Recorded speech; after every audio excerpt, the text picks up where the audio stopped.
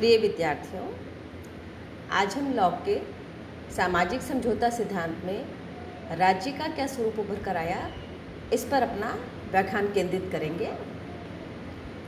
सामाजिक समझौते का मूल उद्देश्य यही था कि व्यक्ति प्राकृतिक अवस्था से बाहर निकले और प्राकृतिक अवस्था से बाहर निकलकर एक ऐसे समाज और राज्य में प्रवेश करे जहाँ पर उसके समस्त अधिकारों की रक्षा हो सके और सबको कानून का क्रियान्वयन करने का समान अवसर प्राप्त हो सके। हॉब्स की तुलना में लॉक ने ब्रिटेन की उस समय की राजनीतिक परिस्थितियों के बीच में अपना चिंतन दिया, जब बहुत शांतिपूर्ण तरीके से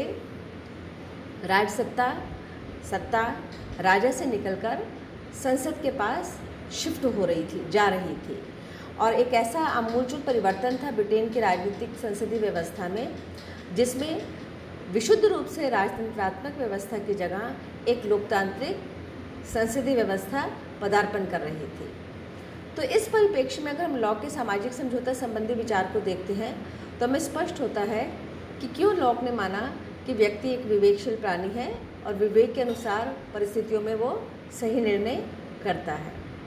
लॉक के सामाजिक समझौते में राज्य का जो स्वरूप उभर कर आता है, उसकी कुछ विशेषता मैं आपको स्पष्ट करती हूँ।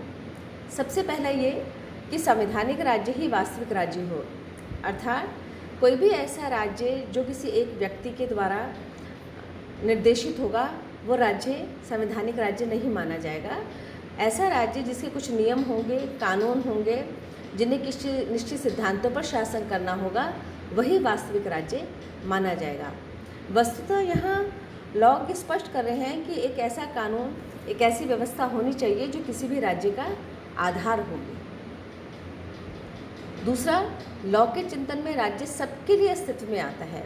ये बहुत महत्वपूर्ण बिंदु है कि लोग ये मानकर चल रहे हैं कि चूँकि समझौता सब व्यक्तियों ने आपस में मिलकर किया और एक निश्चित उद्देश्यों के लिए किया, तो सबके लिए ही वो समझौता महत्वपूर्ण है। जैसे हॉब्स हम क्या देखते हैं कि समझौता आपस में करने के बावजूद भी समस्त व्यक्ति अपने अधिकारों का समर्थन एक बाहरी सत्ता को कर रहे हैं जो उनसे है, लेकिन वो समझौते का पक्षकार नहीं है। लेकिन लॉक के चिंतन में राज्य सबके लिए है, इसलिए समझौता भी सबके लिए ही अस्तित्व में आता है। तीसरा पॉइंट कि वास्तविक राज्य कौन सा होगा, कौन सा राज्य ऐसा माना जाएगा, या जो राज्य अस्तित्व में आता है उसे कैसा माना जाएगा कि वो हमारे उद्देश्य की पूर्ति करता है अथवा नहीं करता। तो उसके लिए दो मंतव्य स्पष्ट थे। पहला ये कि वो पूर्ण राज्य होगा, अर्थात उस पर किसी अन्य राज्य की या किसी अन्य सत्ता की या किसी अन्य प्रभुता का नियंत्रण नहीं होगा, वो पूर्ण होगा। लेकिन पूर्ण होने का आशय ये है कि वो किसी बाहरी नियंत्रण से पूर्ण होगा, लेकिन साथ ही वो सीमित होगा। सीमित कैसे होगा? समय से और अपने दायित्व से। समय से का मतलब लोगों ने समझौता इसलिए किया कि उनके प्राकृतिक अधिकारों की रक्षा की जाएगी और जो भी प्राकृतिक कानून है उनके व्याख्या और क्रियान्वयन का कार्य किया जाएगा। यदि राज्य जिसमें कार्य कौन करेगा? सरकार करेगी। तो यदि अपने उद्देश्य में राज्य विफल रहता है या अपने दायित्वों का पालन नहीं करता, तो एक समय सीमा के पश्चात में, जो भी समय सीमा निश्चित है, उस समय सीमा के पश्चात में राजा को, जनता को, प्रजा को ये अधिकार होगा कि वो अन्य संस्था को, अन्य व्यक्तियों के समूह को या अन्य संसदीय व्यवस्था के विकल्प को अपने समझौते सिद्धांत के निष्कर्ष को हस्तांतरित कर सके। अर्थात सरकार बदली जा सकती है। एक बार यदि कोई सरकार बन गई तो वह अंतिम सरकार नहीं मानी जाएगी। राज्य के प्रतिनिधित्व के रूप में अब एक समय के पश्चात यदि कोई भी सरकार अपने दायित्वों का पालन नहीं करती है, उससे जो अपेक्षा सामाजिक समझौते में की गई है, यदि उसको पूर्ण नहीं किया जाता है तो उसे परिवर्तित किया जा सकता है। ये अभिव्यक्त करता है कि राज्य सीमित है। फोर्थ, राज्य मानव के समस्त प्राकृतिक अधिकारों का संरक्षक है। समस्त प्राकृतिक अधिकार कौन से? लॉक ऐसे पहले विचारक हैं जिन्होंने व्यक्ति को बहुत महत्वपूर्ण दिया है, व्यक्ति की स्वतंत्रता को, व्यक्ति की इच्छा को, व्यक्ति के निर्णय को, व्यक्ति के विवेक को। तो इसलिए वो इस तथ्य को स्वीकार करते हैं कि मूलतः राज्य मानव के समस्त प्राकृतिक अधिकारों का संरक्षक होगा। इस संदर्भ में ये महत्वपूर्ण है कि लॉक ने तीन महत्वपूर्ण मौलिक अधिकार प्राकृतिक अधिकार माने हैं, प्रकृति से मिले हैं, मतलब मानव के जन्म के साथ ही वो अधिकार उसे मिले हुए हैं और ये अधिकार उसे कोई भी व्यवस्था अथवा सत्ता वापस नहीं ले सकती। जीवन का अधिकार, दूसरा स्वतंत्रता का अधिकार और तीसरा संपत्ति का अधिकार।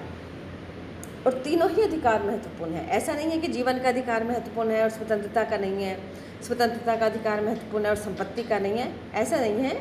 लॉक ने तीनों ही अधिकारों को समान रूप से महत्वपूर्ण माना है। यहाँ देखिए, हम तुलना कर सकते हैं कि हॉब्स में एक ही अधिकार व्यक्ति के पास रहने दिया गया है, आत्मरक्षा का अधिकार, लेकिन हॉब्स प्राकृतिक अवस्था से निकलने के पश्चात राज्य और समाज में पदार्पण के पश्चात भी तीन प्राकृतिक अधिकार व्यक्ति के पास बने रहने देना चाहते हैं। यदि छठा पॉइंट, यदि किसी भी कारण से राज्य या समाज अपने कार्य में सफल नहीं होता है, अपने उद्देश्य में सफल नहीं होता है, तो लोगों को की क्षमता पर इतना विश्वास है कि वो उन्हें विद्रोह का अधिकार भी दे रहे हैं। विद्रोह का अधिकार का अर्थ अवज्ञा का अधिकार। अगर चाहें तो लोग राज्य या सरकार को पलट सकते हैं या बदल सकते हैं।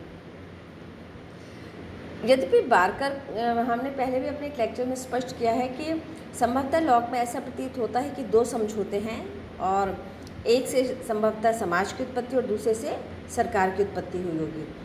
लेकिन ये बहुत अस्पष्ट सा विचार है लॉक के दर्शन में, क्योंकि अगर हम बहुत विवेचना करते हैं इसकी, अगर व्यक्ति सभ्य है, विवेकशील है, शांति प्रिय है, सहयोग भी कर रहा है, समन्वय भी कर रहा है, समाज में मिलजुल कर रह रहे हैं, तो वो हम मानकर चलते हैं कि वो उसकी सामाजिक अवस्था है। तो समझौते के पश्चात क्या हुआ? समझौते के बाद राज्य अस्तित्व में आया और सरकार अस्तित्व में आई, या समाज अस्तित्व में आया या राज्य अस्तित्व में आया। तो यह लॉक स्पष्ट नहीं है, लेकिन हम एक स्पष्ट रूप से मानकर चलते हैं कि संभवतः यहाँ राज्य के साथ सरकार के अस्तित्व में आने और सरकार के समझौते के पश्चात निष्कर्ष के रूप में प्रकट होने को भी अभिव्यक्त करते हैं। विद्रोह का अधिकार किन परिस्थितियों में लोगों को दिया गया? तभी जब सरकार का मुख्य दायित्व क्या था कि वो प्राकृतिक कानूनों की व्याख्या करेगी एवं उनका क्रियान्वयन करेगी। लेकिन यदि किसी भी कारण से वो उनकी व्याख्या व क्रियान्वयन के कार्यों में असफल रहती है तो उसे बदला जा सकता है।